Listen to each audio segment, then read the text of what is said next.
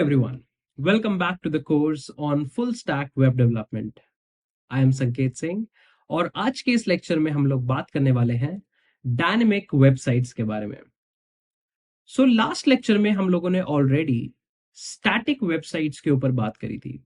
हम लोगों ने देखा था कि क्या होती हैं स्टैटिक वेबसाइट्स, किन डिफरेंट यूज केसेस के लिए आप लोग एक स्टैटिक वेबसाइट प्रिपेयर कर सकते हैं.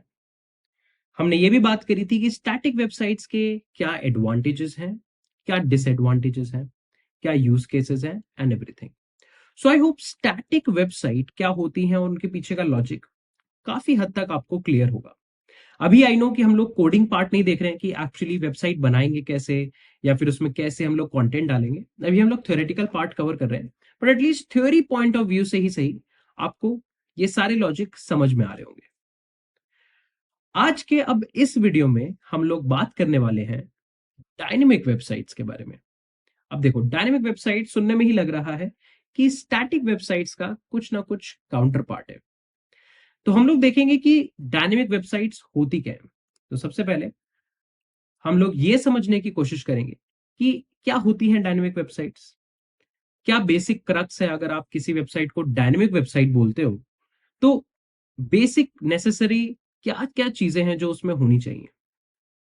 हम लोग देखेंगे कि कौन कौन सी डिफरेंट एप्लीकेशंस हैं, कौन कौन सी डिफरेंट वेब एप्स या वेबसाइट्स हैं जो कि एक डायनेमिक वेबसाइट्स हैं, जिससे आपको भी समझ में आएगा कि अच्छा, एग्जाम्पल के तौर पे अगर आपको डायनेमिक वेबसाइट लेनी है तो किस तरह की वेबसाइट्स क्वालिफाई करती हैं डायनेमिक वेबसाइट के लिए.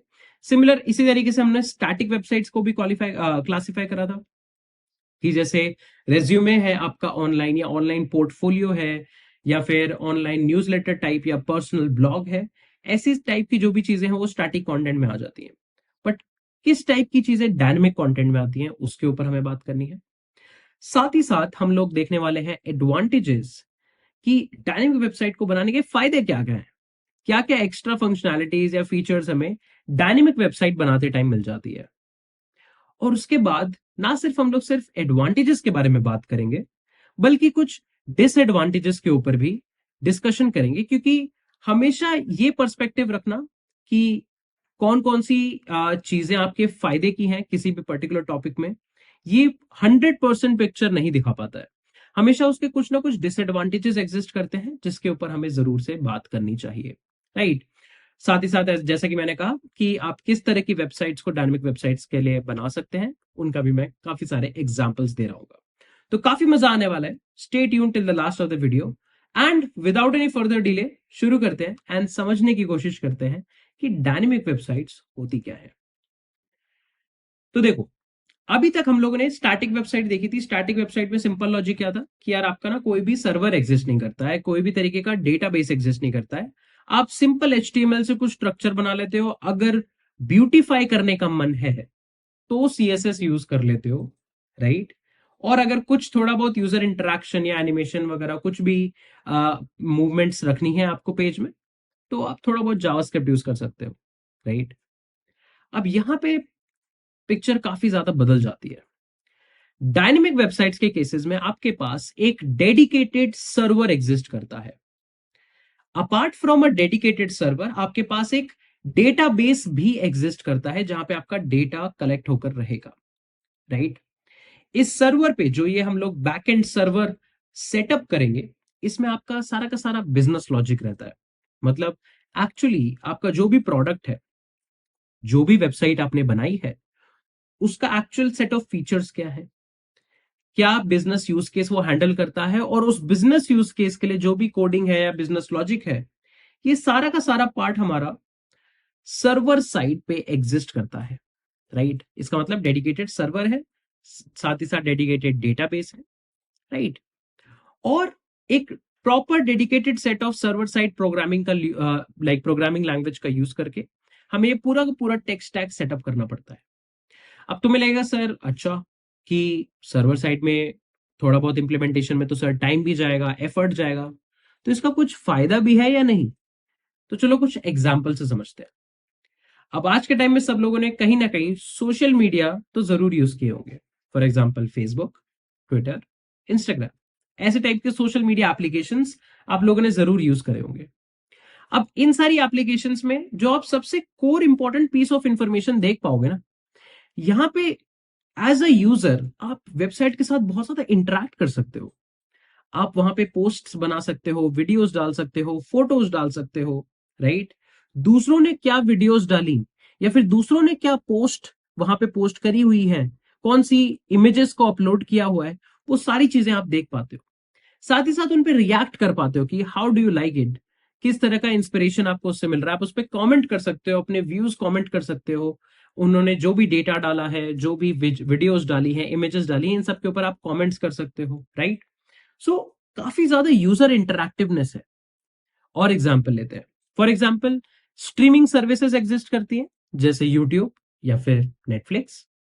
अब इन स्ट्रीमिंग सर्विसेज में आप एक प्रॉपर मूवी या टीवी सीरीज प्ले करके एंजॉय कर पाते हो। अब देखो इसमें कितने सारे यूज केसेस हैं। अगर आपके पास ऐसा आपको पता है कि आप किसी नो नेटवर्क जोन में जाने वाले हो, तो आप इन सारी मूवीज और टीवी सीरीज को डाउनलोड कर सकते हो। अगर आप लो नेटवर्क जोन में हैं और आपके पास बहुत ही फास्ट इंटरनेट नहीं है, तो ऐसा नहीं आप मूवीज एंजॉय ही नहीं कर सकते। आपको लोअर क्वालिटी में मूवी फिर भी दिखती रहेगी। तो इसका मतलब जहां पे भी हमारे पास मूवी स्टोर्ड है, वो डिफरेंट क्वालिटीज में अवेलेबल है, राइट। उसके बाद आप कुछ मूवीज और टीवी सीरीज एक बार ही देख लेते हो, तो उसके बाद आपका एप्लीकेशन आपको खुद से रेकमेंड करता है कि अगर आपने ये सारी चीजें पहले देखी है तो आपको ये भी पसंद आएगा। ऐसे रिकमेंडेशन इंजन एम्बेडेड है, जिससे आपको आपके पसंद के हिसाब से डेडिकेटेड रेकमेंडेड कंटेंट मिलता है। तो देखो ये तो काफी कॉम्प्लेक्स यूज केस हो गया, राइट। यहाँ पे तो बहुत सारी चीजें हो रही हैं डिफरेंट, और ये तो मैं बस कुछ 2 या 3 फीचर्स बता रहा हूं आपको नेटफ्लिक्स या यूट्यूब जैसी एप्लीकेशन के। असल में थाउजेंड्स ऑफ फीचर्स एग्जिस्ट करते हैं जिससे आपका एक्सपीरियंस बेटर बनता है। और ये सारी वेबसाइट्स क्या हैं? ये सारी की सारी डायनेमिक वेबसाइट्स हैं। अगर तुम देखो तो द लेवल ऑफ इंटरैक्शन, जितना लेवल ऑफ इंटरैक्शन एग्जिस्ट कर रहा है, जितना लेवल ऑफ डेटा एग्जिस्ट कर रहा है, ये सारा का सारा हैंडलिंग आपको मैनुअली करनी पड़ती है सर्वर साइड पे। तो एक डायनेमिक वेबसाइट में ना डेटा एज अ यूजर आप जनरेट कर सकते हो। साथ ही साथ सर्वर साइड से डेटाबेस से डेटा फेच होकर भी पॉपुलेट होता है। बहुत सारी तरीके से डेटा वेरी फ्रीक्वेंटली चेंज हो रहा होता है, राइट। और अगर मान लो बहुत ही फ्रीक्वेंटली चेंज नहीं हो रहा है, तो उसमें बहुत हाई लेवल ऑफ यूजर इंटरैक्टिवनेस है। अगर आप सोशल मीडिया के रिस्पेक्ट में देखोगे, तो हर बारी हर 10 मिनट बाद आप जब रिफ्रेश करोगे, आपको कुछ नए सेट ऑफ फीड में नए सेट ऑफ ट्वीट्स मिलेंगे, राइट। अब इसके अलावा एक एग्जांपल लेते हैं, जैसे बुक माई शो। अब बुक माई शो आज भी आप ओपन करोगे, 5 दिन बाद भी आप ओपन करोगे, तो ओवरऑल फीचर सेम है, लेकिन मूवीज बदलती रहती है। इस फ्राइडे जो मूवी है, 2 फ्राइडे के बाद वो मूवी हट जाती है और एक नई मूवी की बुकिंग स्टार्ट हो जाती है। अब मूवी की बुकिंग कर रहे हैं तो कौन से थिएटर पे करनी है, किस टाइम पे करनी है, कौन सी सीट करनी है, उसकी क्या कॉस्ट है, उसकी पेमेंट, ये सारी चीजें हैंडल करनी पड़ती हैं, राइट। इसमें तो बहुत सारा लॉजिक है, इसमें बहुत सारा कोडिंग इंप्लीमेंटेशन रिक्वायर्ड है। दैट इज वाई इन सारी की सारी वेबसाइट्स के लिए डायनेमिक वेबसाइट्स एक प्रेफरेबल चॉइस होती हैं। क्योंकि यहाँ पे ऐसा नहीं है कि डेटा बदला ही नहीं जाएगा, बदला जाएगा, बहुत ही ज्यादा फ्रीक्वेंटली बदला जाएगा। But apart from that user interactiveness बहुत हाई है और कॉम्प्लेक्स बिजनेस लॉजिक हैंडल किए जा सकते हैं। ये सबसे बड़ा एडवांटेज है, राइट। तो देखो यहाँ पे आपके सामने लिखा भी हुआ है कि dynamic site provide dynamic and interactive functionalities to the user. आप किसी भी आप एप्लीकेशन पे जाओ, फॉर एग्जांपल किसी ई कॉमर्स पे जाओ, तो आपके पास सामने एक कैटलॉग खुला हुआ आता है। उस कैटलॉग में से आपको जो प्रोडक्ट सही लगता है आप उसको विश लिस्ट में डालो, जो प्रोडक्ट सही लगता है आप उसको अभी बाय कर लो। बाय करने के लिए आपको एड्रेस डालना है, आपको पेमेंट पूरी करनी है। एक बारी परचेज कंप्लीट हो गई तो आप प्रोडक्ट को ट्रैक कर सकते हो कि वो कहां तक शिप हुआ है, कब डिलीवर होगा। देखो काफी कॉम्प्लेक्स यूज केस है, बट उस कॉम्प्लेक्स यूज केस तक पहुंचने के लिए भी काफी ज्यादा यूजर इंटरेक्शन भी इन्वॉल्व, राइट। तो जब भी मान लो आप कोई वेबसाइट प्रिपेयर कर रहे हो और आपको उसमें फीचर्स चाहिए, जैसे डेटाबेस से डेटा फेच करके ले, मान लो मूवीज सर्च करनी है तो वो तो डेटाबेस से आएंगी, राइट। कोई फॉर्म सबमिट करवाना है या फिर कोई डायनेमिक कंटेंट डिस्प्ले करना है, कस्टम कंटेंट डिस्प्ले करना है, फॉर एग्जांपल सोशल मीडिया के यूज केस में या फिर बुक माई शो के यूज केस में, मूवीज के रिस्पेक्ट में डिस्प्ले जो भी हो रहा होता है वो कस्टम होता है कि भाई इस फ्राइडे कौन सी मूवी है, नेक्स्ट फ्राइडे कौन सी मूवी है, राइट। अगर ये सारे आपके यूज केसेस हैं, है ना, तो डायनेमिक वेबसाइट्स बहुत ज्यादा पावरफुल है। और आप आज के टाइम में अगर देखोगे तो मोस्ट ऑफ द स्टार्टअप्स जो आप देख रहे हो, मोस्ट ऑफ द एप्लीकेशन जो आप यूज कर रहे हो कहीं ना कहीं वो डायनेमिक वेबसाइट्स ही हैं, राइट। हर एक में एक dedicated server side programming setup exist करता है, इन्होंने क्लाउड पे उसको डिप्लॉय करा होता है। डेटाबेस एग्जिस्ट करता है जहां से हम लोग डेटा को फेच करते हैं, उसे प्रोसेस करते हैं और फिर उसको पॉपुलेट करते हैं फ्रंट एंड के, राइट।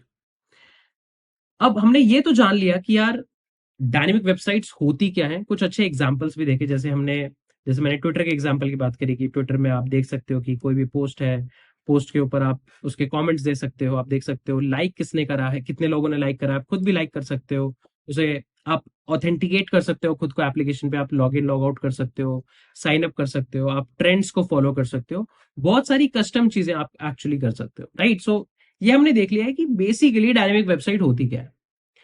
अब ये जानने के बाद ये जानना बहुत ही ज्यादा इंपॉर्टेंट बन जाता है कि ठीक है यार, अगर हम लोगों के पास बहुत सारे यूज केस है तो कुछ सेट ऑफ एडवांटेज होंगे ना, मतलब तभी तो सिर्फ इसी तरीके से हम लोग आगे बढ़ रहे हैं। तो जो सबसे बड़ा एडवांटेज आता है ना, वो आता है फ्लेक्सिबिलिटी के लिए।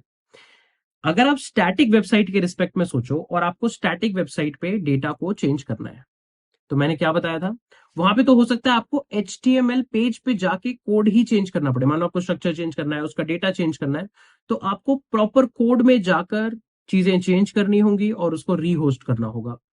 जबकि यहां पे जो डेटा है वो डेटाबेसेस में स्टोर्ड है, राइट। डेटाबेसेस में स्टोर्ड है, इसका मतलब जब भी हमें डेटा की जरूरत है, सर्वर डेटाबेस से डेटा को फेच करता है, उसे मैनिपुलेट करता है, उसे प्रोसेस करता है और फिर एंड यूजर तक पहुंचाता है, राइट। तो आपको अगर नया डेटा फीड करना है तो आपको कोडिंग इंप्लीमेंटेशन चेंज करने की जरूरत नहीं है। कोडिंग इंप्लीमेंटेशन सिर्फ तभी चेंज होगी जब आप एक्चुअली एक नया फीचर ऐड कर रहे हैं, राइट। तभी हम लोग ये कंसिडर करते हैं कि डायनेमिक वेबसाइट्स में ना फ्लेक्सिबिलिटी बहुत ज्यादा हाई होती है। Which brings us to the next point, that is user interaction, जो कि मैंने आपको खुद ही बताया कि किसी भी एप्लीकेशन को आप देख लो, फॉर एग्जांपल गूगल डॉक्स ले लो। गूगल डॉक्स पर आप जाकर एक प्रॉपर वर्ड डॉक बना सकते हो, वहां पे टेक्स्ट को हाईलाइट कर सकते हो, इमेजेस डाल सकते हो, जो भी डॉक आपने बनाया उसको डाउनलोड कर सकते हो PDF की फॉर्म में, बहुत सारे फीचर्स अवेलेबल है, शेयर कर सकते हो लोगों के साथ। तो इतना ज्यादा highly user interactive behaviour dynamic websites देती हैं कि हम लोग बहुत ही कॉम्प्लेक्स यूज केसेस हैंडल कर पाते हैं, right. Which brings us to the next point कि ये सर्च इंजन ऑप्टिमाइजेशन के लिए भी बहुत अच्छा है। अगर आप चाहते हैं कि आपकी वेबसाइट सर्च इंजन पे काफी हाई रैंक हो, तो डायनेमिक वेबसाइट्स काफी ज्यादा फायदेमंद होती हैं, क्योंकि जो भी डेटा है वो सर्वर साइड से जनरेट हो रहा है, तो वहां पे आप अपने मेटा डेटा फीड कर सकते हो, आप ये सही तरीके से कीवर्ड स्पेसिफाई कर सकते हो। तो SEO पर्सपेक्टिव से भी डायनेमिक वेबसाइट्स काफी इंपॉर्टेंट बन जाती हैं। एंड उसके बाद जो सबसे इंपॉर्टेंट एडवांटेज है ना, वो है स्केलेबिलिटी। अब इसके लिए आप डिबेट भी कर सकते हो मुझसे कि डायनेमिक वेबसाइट्स तो फिर मतलब स्केलिंग का बहुत ध्यान देना पड़ता है, तो उतना बढ़िया एडवांटेज तो नहीं है। यहां पे मैं जब स्केलेबिलिटी कहता हूं ना, तो स्केलेबिलिटी से मेरा मतलब है कि हम लोगों को एप्लीकेशन कितना स्केल करना है, सब कुछ हमारे कंट्रोल में है। आप हॉटस्टार जैसी स्ट्रीमिंग सर्विस का एग्जाम्पल लो। जब भी आपका फेवरेट मैच आता है, India Australia, India England, India Pakistan, जब भी ये फेवरेट मैचेस आपके आते हैं, तो टॉप राइट कॉर्नर में आप लोगों ने देखा होगा कि कितने लोग एक्चुअली लाइव इसे व्यू कर रहे हैं। उससे आपको पता लगेगा कि कितनी ज्यादा कॉन्करेंट रिक्वेस्ट हॉटस्टार.com पर जब आती हैं तो वो लोग केटर कर पाते हैं। तो वो लोग मैनुअली इस स्केलेबिलिटी पे ध्यान देते हैं, उनके पास पूरा कंट्रोल है कि किस टाइम पे उनकी एप्लीकेशन का कौन सा पार्ट हाईली स्केलेबल रहना चाहिए, किस टाइम पे नॉर्मल रहना चाहिए। Which brings us to the next point कि यार बहुत ही एडवांस्ड फंक्शनैलिटीज आप इंप्लीमेंट कर सकते हो, जैसे कि मैंने बताया स्ट्रीमिंग सर्विसेज या फिर बुकिंग सर्विसेज। बुकिंग सर्विस में आप मूवी बुकिंग ले लो, फ्लाइट बुकिंग ले लो, डिफरेंट बुकिंग सर्विसेज। अब तो आप इवन ऐसी वेबसाइट्स प्रिपेयर कर सकते हो जहां पे लोग आकर अपना कोड लिख सकते हैं, कोड को इवेल्युएट कर सकते हैं, सबमिट कर सकते हैं, ऐसे ऑनलाइन जजेस आप बना सकते हो, right. E commerce applications, food delivery applications, things like maps, Google maps, Apple maps, ऐसे टाइप की कॉम्प्लेक्स फंक्शनैलिटीज आप बिल्डअप कर सकते हो। तो डायनेमिक वेबसाइट्स एक्चुअली बहुत ज्यादा वाइड वैरायटी ऑफ एडवांटेजेस आपको प्रोवाइड कराते हैं। साथ ही साथ ये इंश्योर करते हैं कि आप एक्चुअली किसी भी तरीके से किसी भी फंक्शनैलिटी के लिए इस तरीके से डिपेंडेंट ना हो कि आपको प्रॉपर कोड चेंज करना पड़ रहा है अगर उसमें डेटा का कोई चेंज हो रहा है। डेटा हमेशा डेटाबेस से फेच होकर आता है, राइट। स्केलेबिलिटी आपके पास है। यार देखो, अगर मान लो आप बुकिंग एप्लीकेशन के ऊपर ध्यान दो, तो बुकिंग एप्लीकेशन में हमेशा सर्च ज्यादा होता है, बुकिंग तो कम होती है। मान लो फ्लाइट फ्लाइट बुकिंग एप्लीकेशन है, तो जनरली आप 20 फ्लाइट सर्च करोगे, कंपेयर करोगे, बट बुक तो एक ही करोगे ना। तो सर्चिंग वाला जो पार्ट है वो अच्छे से स्केलेबल होना चाहिए कि यार सर्च रिक्वेस्ट तो बहुत ज्यादा आने वाली है, बुकिंग रिक्वेस्ट फिर भी कम आएंगी, राइट। बट ये तो बहुत सारे एडवांटेजेस हो गए। बहुत टाइम से मैं तारीफ ही कर रहा हूँ कि डायनेमिक वेबसाइट्स की, कि ये बढ़िया है, वो बढ़िया है। कुछ तो डिसएडवांटेज भी होंगी। तो डिसएडवांटेज के ऊपर बात करते हैं। सबसे पहले जो सबसे बड़ा डिसएडवांटेज मुझे लगता है कि यार अगर आपको बहुत ही सिंपल यूज केस हैंडल करना है, मान लो पोर्टफोलियो बनाना है बेसिक सा, या फिर सिंपल रेज्यूमे एप्लीकेशन वाली वेबसाइट बनानी है, तो उसके लिए आप एक सर्वर सेटअप करोगे, आप एक डेटाबेस सेटअप करोगे। डेटाबेस से क्या डेटा लाओगे, वो तो मुझे वो समझ नहीं आ रहा। सो सिंपल एप्लीकेशन के लिए अगर आप डायनेमिक वेबसाइट्स का अप्रोच रखते हो, तो बहुत ज्यादा ओवरहेड आएगा। आपको खुद पता नहीं लगेगा कि आप ये वाली चीज कर तो रहे हो, बट क्यों कर रहे हो।